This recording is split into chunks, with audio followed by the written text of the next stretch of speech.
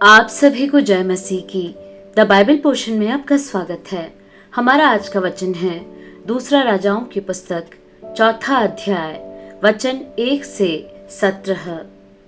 भविष्यद्वक्ताओं के चेलों की पत्नियों में से एक स्त्री ने एलीशा की दोहाई देकर कहा, तेरा दास मेरा पति मर गया और तू जानता है कि वह यहोवा का भय मानने वाला था, पर जिसका वह कर्जदार था वह आया है कि मेरे दोनों पुत्रों को अपने दास बनाने के लिए ले जाए।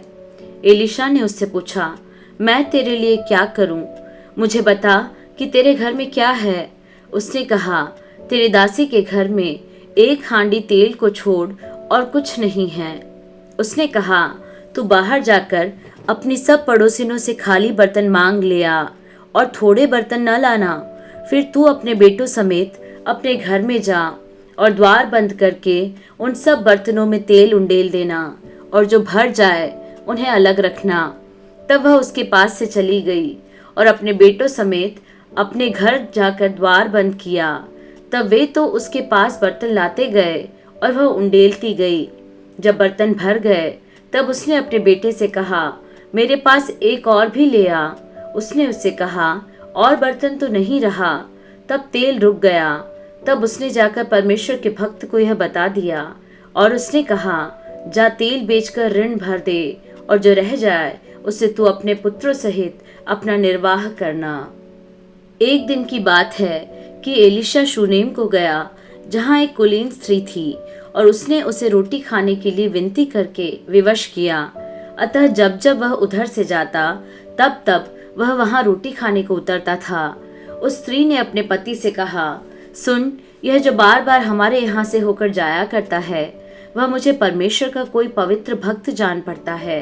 हम भीत पर एक छोटी उपरौठी कोठरी बनाएं और उसमें उसके लिए एक खाट, एक मेज, एक कुर्सी और एक दीवट रखें कि जब जब वह हमारे यहाँ आए तब तब उसी में टिका करे। एक दिन की बात है कि वह वहाँ जाकर उस उपरौठी कोठरी में टिका और उसी में लेट गया। और उसने अपने सेवक गेहजी से कहा, उस शूनेमिन को बुला ला। उसके बुलाने से वह उसके सामने खड़ी हुई। तब उसने गेहजी से कहा, इससे कह कि तूने हमारे लिए ऐसी बड़ी चिंता की है, तो तेरे लिए क्या किया जाए? क्या तेरी चर्चा राजा या प्रधान सेनापति से की जाए? उसने उत्तर दिया, मैं तो अपने ही लोगों में रहती हूँ। फिर उसने कहा, तो इसके लिए क्या किया जाए?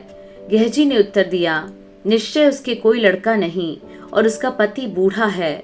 उसने कहा, उसको बुला ले। और जब उसने उसे बुलाया तब वह द्वार में खड़ी हुई।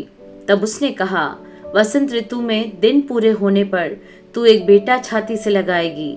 स्त्री ने कहा, हे मेरे प्रभु, हे परमेश्वर के भक्त, ऐसा नहीं, अपनी दासी को धोखा न दे।